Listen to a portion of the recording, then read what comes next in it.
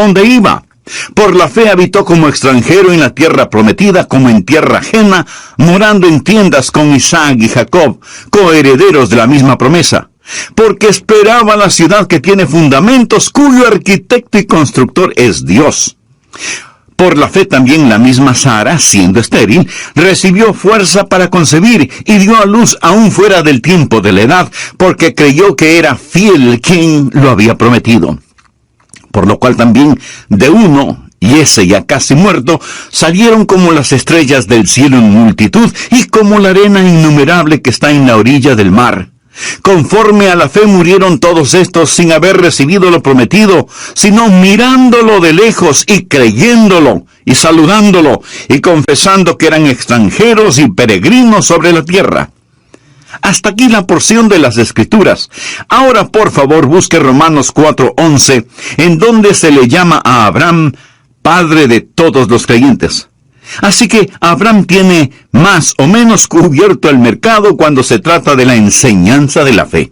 Escúcheme con atención. No puedo enfatizar lo suficiente la importancia de la fe. Y no estoy hablando de algo incidental. En Hebreos 11:6 leemos, pero sin fe es imposible agradar a Dios. Y usted quiere agradar a Dios, ¿verdad? Bueno, si usted quiere agradar a Dios, hágalo sin que importe a quién desagrade. Pero si usted desagrada a Dios, no importa a quién agrade. Y no hay manera de agradar a Dios sin fe. Lo repito, esto no es incidental, esto es fundamental. Fe es la marca del creyente cristiano. Los primeros seguidores fueron llamados creyentes antes de ser llamados cristianos. Es nuestro deber principal el creer en Dios. En Juan 6:29 leemos, respondió Jesús y les dijo, esta es la obra de Dios, que creáis en el que Él ha enviado. ¿Desea usted servir a Dios? Su deber principal es creer en Dios.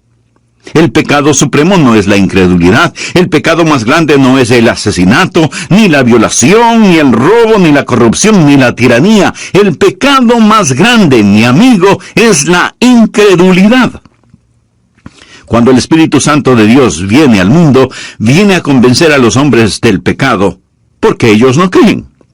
La razón por la que los hombres están perdidos, condenados y rumbo al infierno, no es por algún pecado que hayan cometido, es porque no han creído. La Biblia dice en Juan 3:18, el que en él cree no es condenado. Pero el que no cree ya ha sido condenado porque no ha creído en el nombre del unigénito Hijo de Dios. La incredulidad es la fuente de todos los demás pecados. Adán y Eva pecaron en el jardín del Edén porque no creyeron a Dios. La vida cristiana debe ser vivida por fe. Hebreos 10:38 lo dice claramente, mas el justo vivirá por fe. Amigos, se lo repito, sin fe es imposible agradar a Dios. Usted nunca tendrá éxito en su vida cristiana si es que no cree en Dios. Esa es la razón por la que estamos estudiando sobre algunos campeones de la fe o héroes de la fe. Ahora, lo que le voy a decir seguramente le asombrará. Abraham fue un pagano idólatra.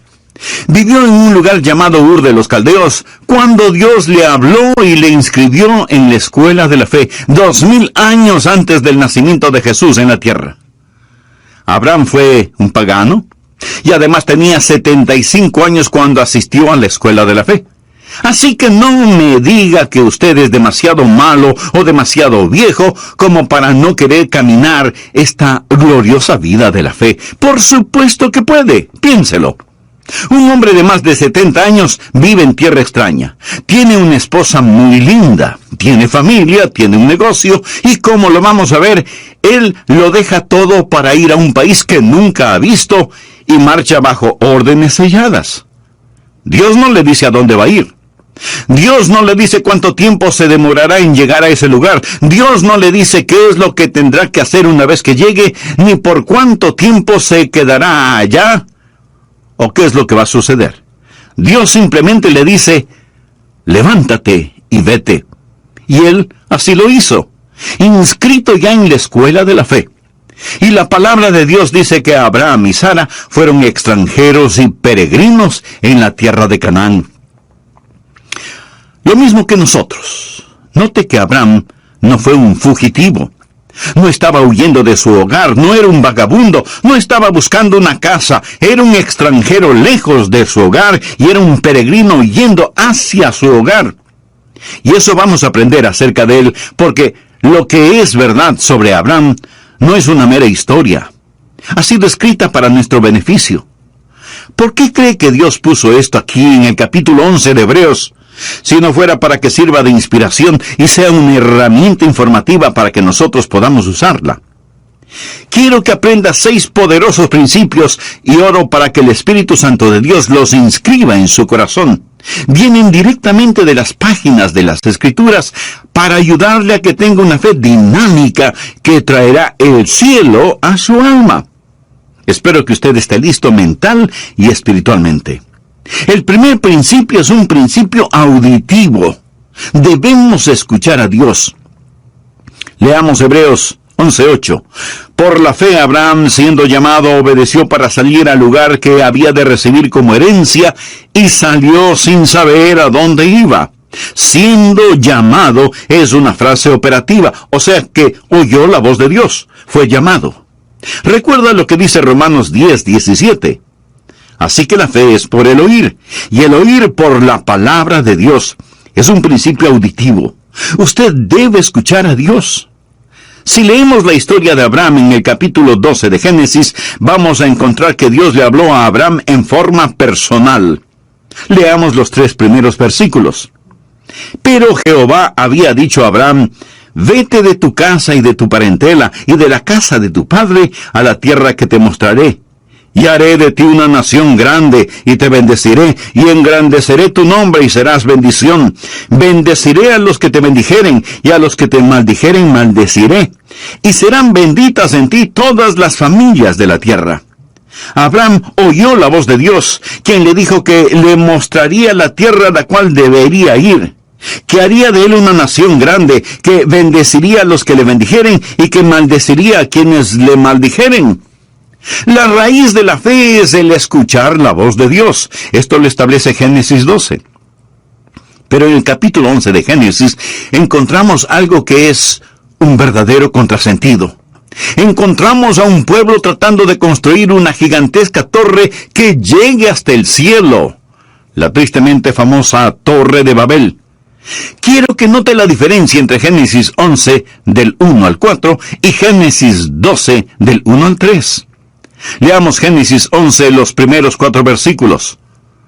Tenía entonces toda la tierra una sola lengua, y unas mismas palabras. Y aconteció que cuando salieron de oriente, hallaron una llanura en la tierra de Sinar. De paso le informo que Sinar es Babilonia, y Babilonia es Irak. Y se establecieron allí. Y se dijeron unos a otros: vamos, hagamos ladrillo y cozámoslo con fuego. Y les sirvió el ladrillo en lugar de piedra y el asfalto en lugar de mezcla. Y dijeron: vamos, edifiquémonos una ciudad y una torre cuya cúspide llegue al cielo, y hagámonos un nombre por si fuéremos esparcidos sobre la faz de la tierra. Ahora comparemos eso con Génesis 12. En los 3 primeros versículos, Dios dice varias veces lo que Él hará, y le dice a Abraham: te llevaré a un lugar especial, te bendeciré, haré de ti una nación grande. En Génesis 11, el hombre dice: hagamos esto y hagamos aquello. Mi amigo, la mayoría de las personas en nuestra ciudad y en todas las ciudades del mundo están en el negocio de hagamos esto y hagamos aquello. Estamos tratando de edificar rascacielos hasta el infierno. Estamos tratando de construir utopías.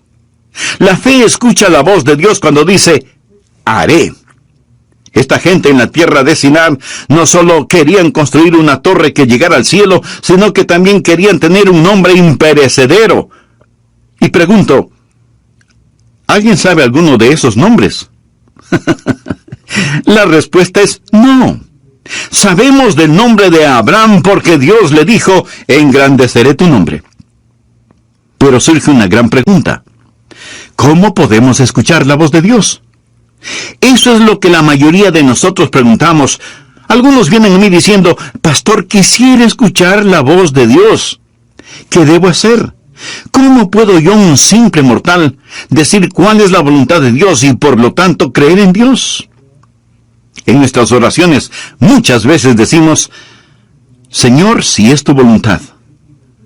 ¿Alguna vez usted ha orado de esa manera? Señor, si es tu voluntad, haz esto. Si es tu voluntad, haz aquello. Señor, si es tu voluntad, sana. Muéstranos qué hacer. Protégenos. Ahora, si usted no conoce la voluntad de Dios, esa es una buena manera de orar, pero no es la mejor manera de orar.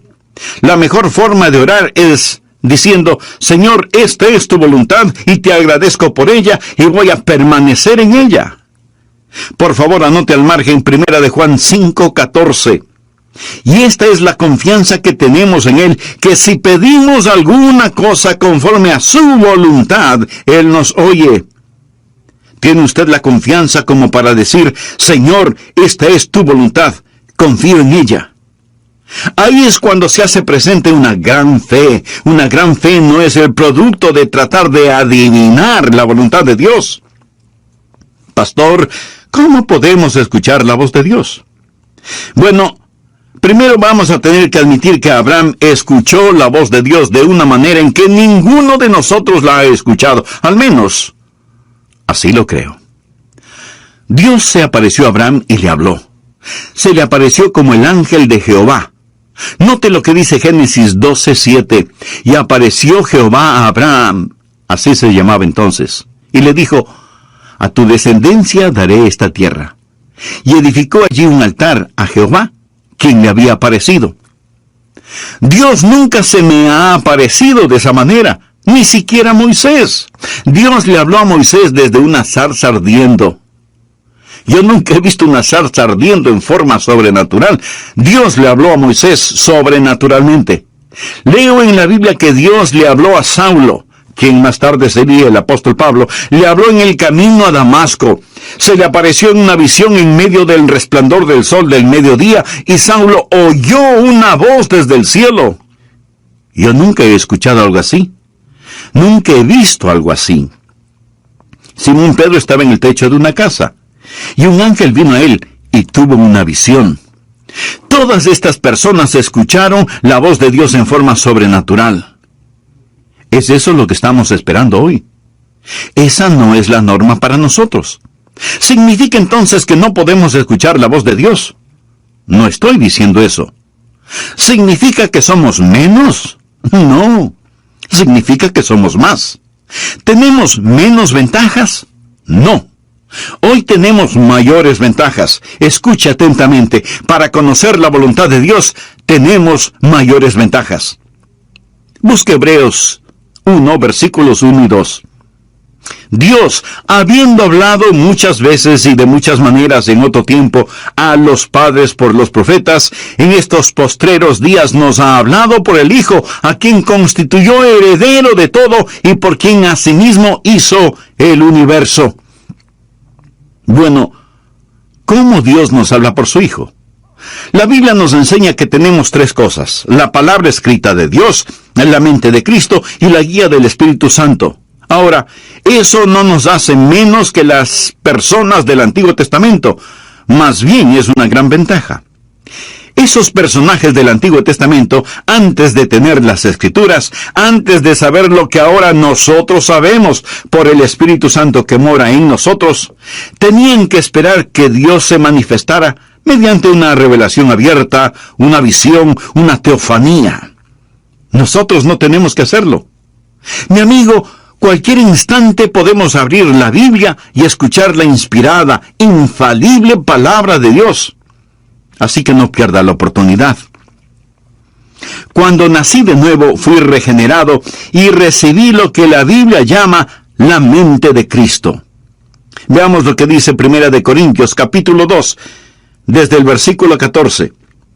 Pero el hombre natural, esto es, el no salvado, no percibe las cosas que son del Espíritu de Dios, porque para él son locura, y no las puede entender, porque se han de discernir espiritualmente. En cambio, el espiritual juzga todas las cosas. O sea que evalúa las cosas para tomar una decisión apropiada. Pero él no es juzgado de nadie, porque ¿quién ha conocido la mente del Señor? ¿Quién le instruirá? Ahora ponga atención a la siguiente frase. Mas nosotros tenemos la mente de Cristo. Y no lo tome esto a la ligera. Nosotros tenemos escrita la inspirada, infalible palabra de Dios, y esa palabra nos dice que tenemos la mente de Cristo. ¿Cómo puedo conocer la voluntad de Dios? Amigo, cuando mi corazón está limpio, mi motivación es transparente, y camino en el Espíritu, puedo con toda seguridad asumir que lo que pienso y lo que deseo es la voluntad de Dios. Usted puede pensar que esto es arrogancia. No, no lo es. Y déjeme explicarlo. Verá, el diablo quiere ponernos bajo la idea de que nosotros no podemos conocer la voluntad de Dios. Pero por supuesto, sí podemos conocerla. Debería ser una condición natural el que conozcamos la voluntad de Dios. Usted dice, ¿qué pasa si hago algo fuera de la voluntad de Dios? Pues el Espíritu Santo dará la voz de alarma y le dirá, es malo lo que hiciste. Has pecado. Te has vuelto a esclavizar. Si usted está caminando en el Espíritu, sabrá cuando el Espíritu Santo da la voz de alarma. Ahora, suponga que camina en el Espíritu. No ha pecado, pero Dios tiene un plan diferente para usted. Entonces, Dios se lo mostrará. Pablo hizo planes para ir a Bitinia, pero el Espíritu se lo prohibió. Y Pablo oyó una voz que lo llamaba a Macedonia. Así que tuvo que cambiar sus planes. El punto, mi amigo, es que podemos caminar con Dios. Honramos a Dios cuando creemos en Él y vivimos con confianza. Ahora, si usted duda acerca de algo, espere en el Señor.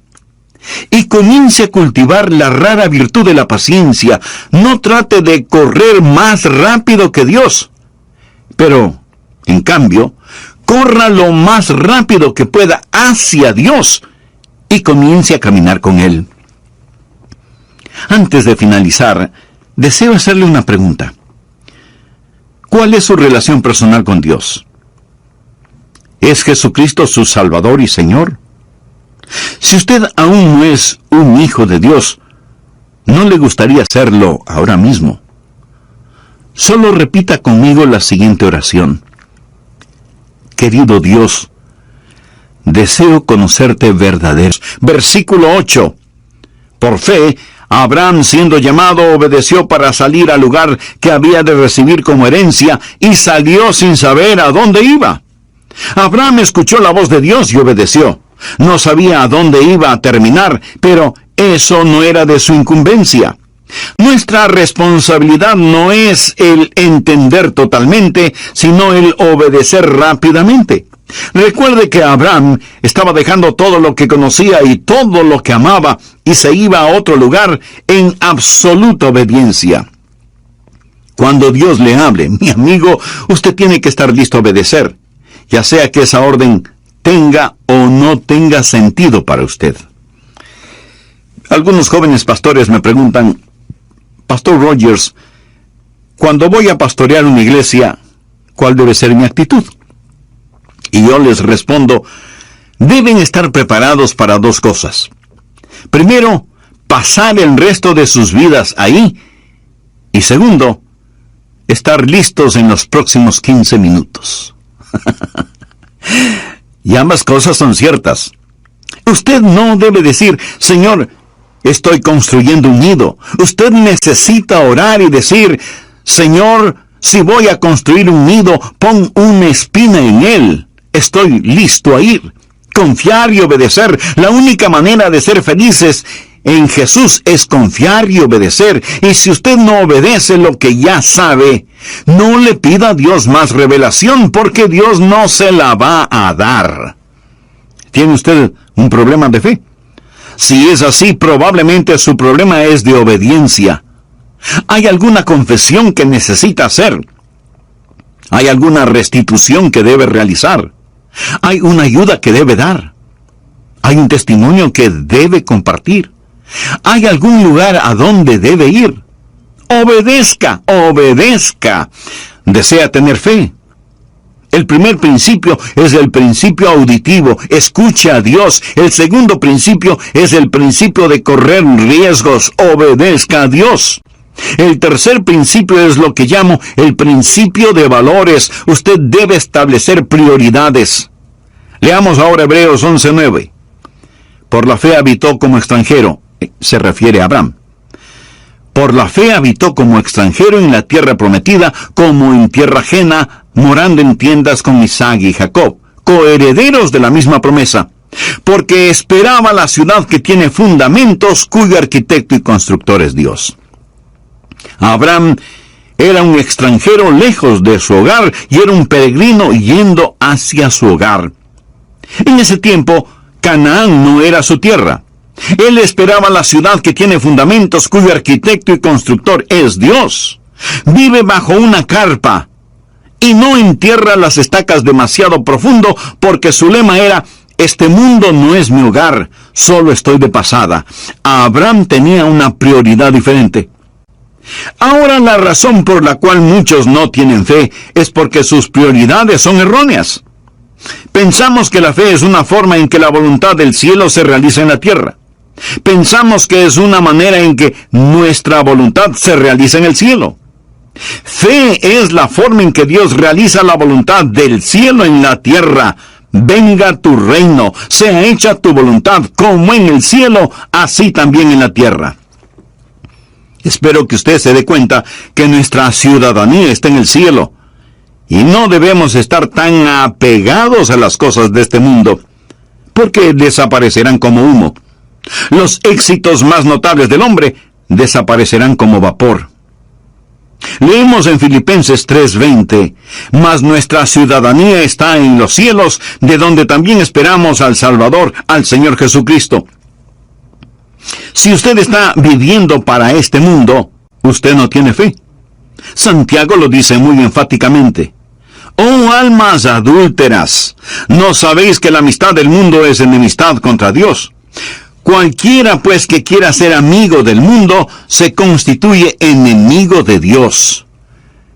¿Es usted mundano y se pregunta por qué no tiene fe?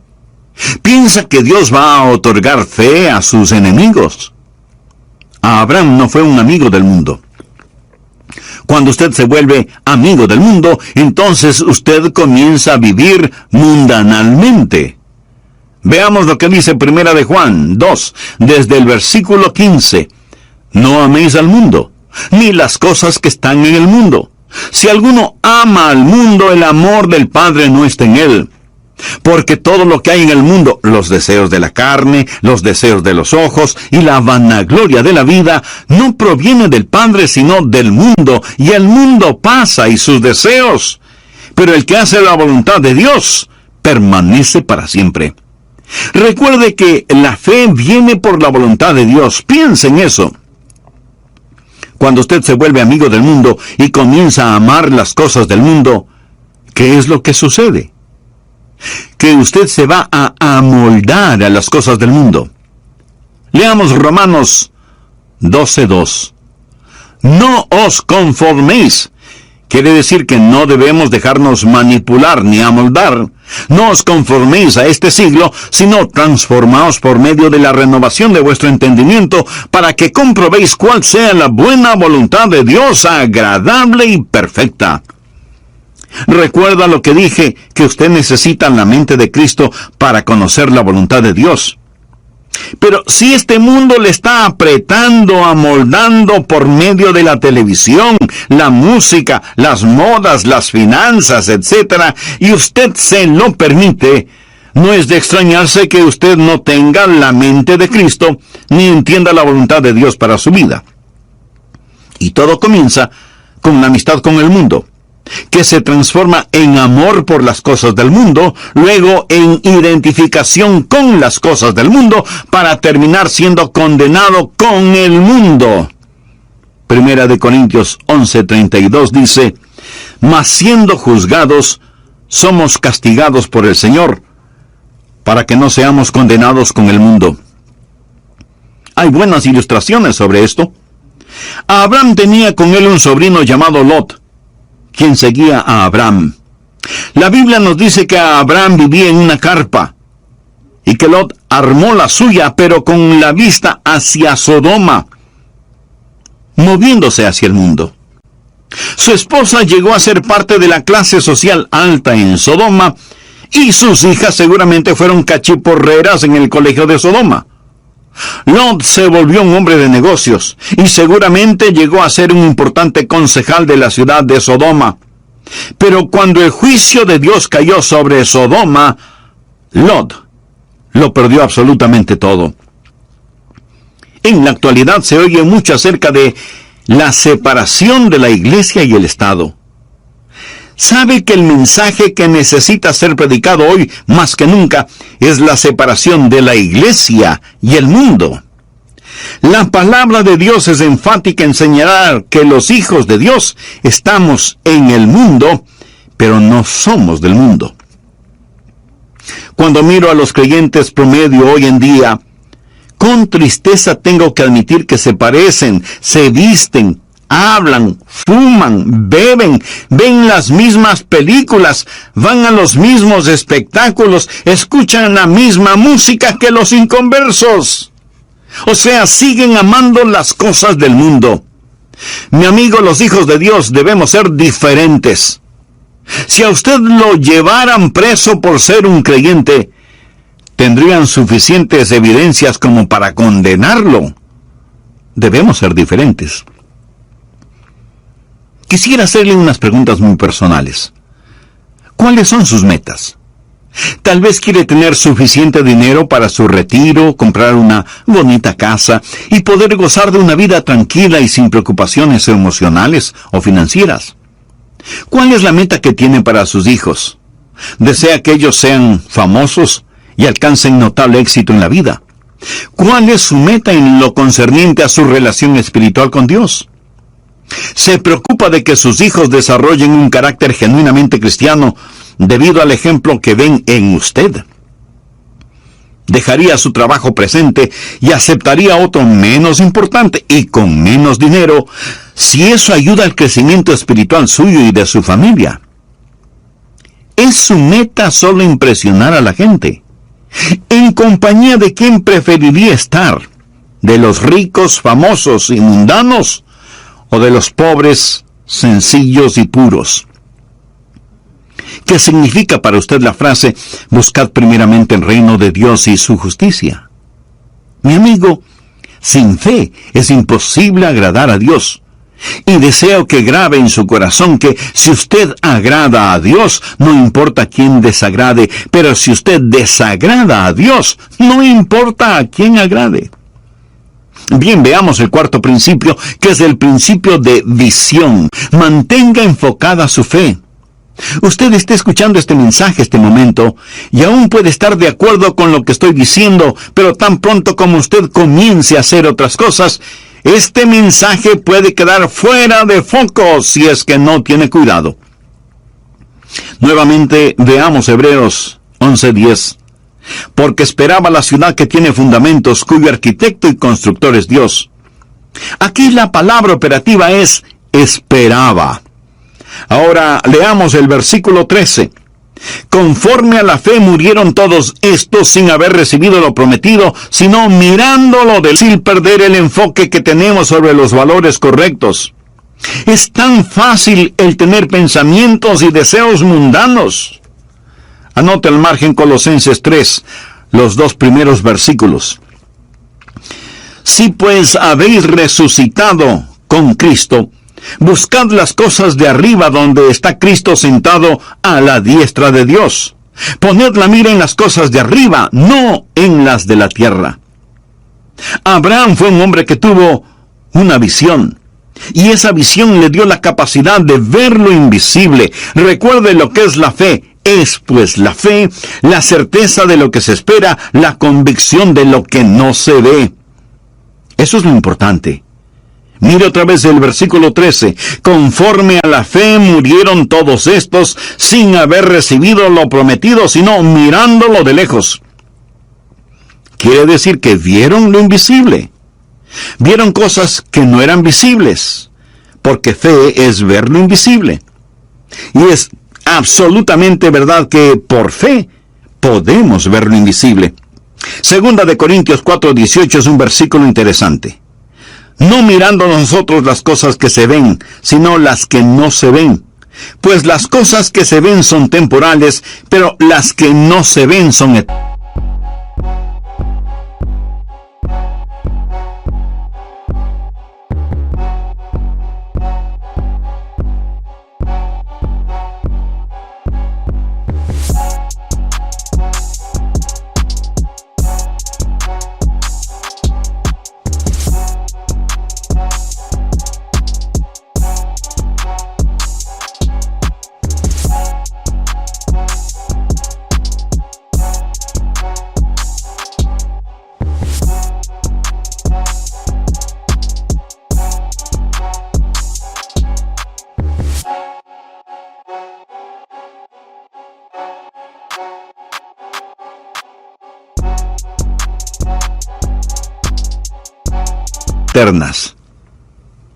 ¿Es esto una contradicción? Pablo dice que no estamos mirando lo que podemos ver, sino que miramos lo que no se puede ver. La fe ve lo invisible, conoce lo desconocido y hace posible lo imposible. Es una visión que está enfocada, y usted debe mantener su fe en estas cosas. Un hombre fue al consultorio de un psiquiatra. La enfermera fue donde el doctor y le dijo: doctor, aquí está un hombre que dice que necesita verle, pero creo que está loco, porque piensa que es invisible. Y el doctor le dice a la enfermera: entonces, dígale que no le puedo ver. Mi amigo, hay un mundo invisible. Hay un mundo que es mucho más real que este mundo, y todos estos héroes de la fe fueron personas que pudieron ver lo invisible. Nosotros vivimos una vida en donde todo lo que vemos está frente a nuestros ojos. La familia, la casa, el carro, el trabajo, la oficina, etc. No vemos la necesidad de visión. Nunca miramos hacia el cielo. No queremos ver más allá de nuestras narices. Aún en nuestro mundo material hay gente que deja su marca. Exploradores, novelistas, inventores, científicos, deportistas. Todos estos tienen la habilidad de ver lo invisible. El hecho de que esté hoy predicando este mensaje es porque Dios puso un sueño en mi corazón y ahora ese sueño es realidad. Cuando Disney World fue inaugurado en Orlando, en la Florida, el programa comenzó con un extraordinario desfile. Miles de invitados especiales estaban en las tribunas. Walt Disney ya había fallecido, pero la viuda de Walt Disney estaba entre los ejecutivos de la empresa. El programa fue una fantasía propia de Disney. Una señora que estaba sentada junto a la señora Disney comentó: es una pena que su esposo no esté aquí para ver todo esto. Y la señora Disney le contestó: oh, pero él lo vio. Por eso, todo esto está aquí. En su mente, él vio lo invisible, pero él no vio lo que sucede en la actualidad en su famoso parque de diversiones, se lo puedo asegurar. Si él supiera lo que está pasando, probablemente estaría dando vueltas en su tumba. Amigo, todo comienza con una visión. El quinto principio es el principio de vigilancia. Usted debe proteger su corazón. El diablo hará guerra contra su fe.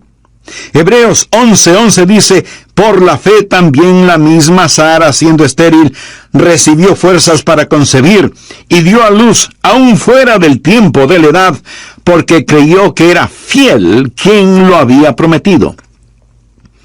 Dios le había dado a Abraham una promesa, pero usted sabe que él y Sara dejaron de mirar a Dios e hicieron cosas muy negativas. Abraham fue hacia Egipto cuando Dios le había puesto en Canaán. Pero Dios puso a prueba su fe y Abraham al principio fracasó en la prueba. Amigo, Dios probará su fe. Una fe que no puede ser probada, no puede ser una fe confiable. La Biblia habla de las pruebas de nuestra fe. Cuando usted vive una vida de fe, no todo es color de rosa. Su fe va a ser probada. Abraham debió quedarse en la tierra de Canaán a pesar de que había hambruna. Si él sabía que Dios lo puso allí, debió haber dicho, aunque pase hambre me voy a quedar. Si Dios me puso aquí, Él me cuidará. Esté vigilante. Su fe va a ser atacada. No siempre va a ser fácil vivir una vida de fe. No crea que todos los salvados están dentro de las iglesias y que todos los perdidos están fuera de las iglesias. No es cierto. En el hogar, no crea que no va a tener ningún problema en su vida matrimonial solo porque tiene fe.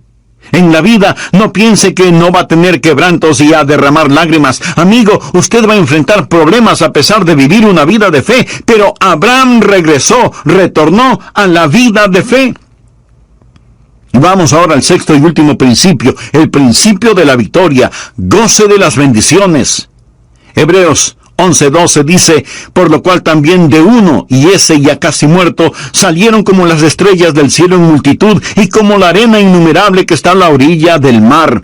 Sara dio a luz un hijo. El nombre de Abraham es conocido. Su descendencia es multitudinaria. Abraham ha sido una bendición para el mundo. Ha sido una bendición para mí. Dios le dio a Abraham la tierra, engrandeció su nombre. Y ahora piensa en todas las cosas que Dios hizo por medio de Abraham. De Abraham salió la nación judía, los profetas, las escrituras.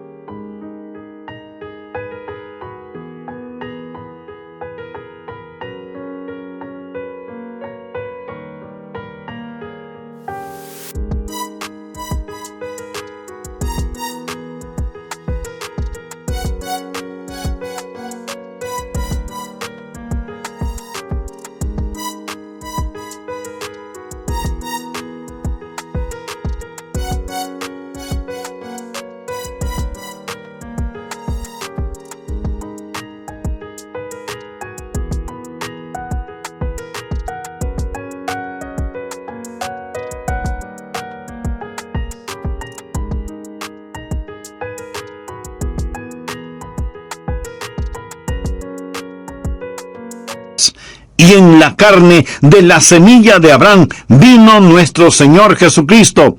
Y todo eso vino por fe. Amigo, Dios quiere salvarle. Y la vida de fe comienza con un paso de fe. Y ese paso de fe es recibir a Jesucristo como Señor y Salvador. ¿Quisiera usted dar ese paso de fe ahora mismo?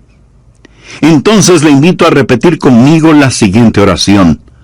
Querido Dios, te pido que me ayudes a dar este paso de fe para recibir a Jesucristo en mi corazón. Quiero ser perdonado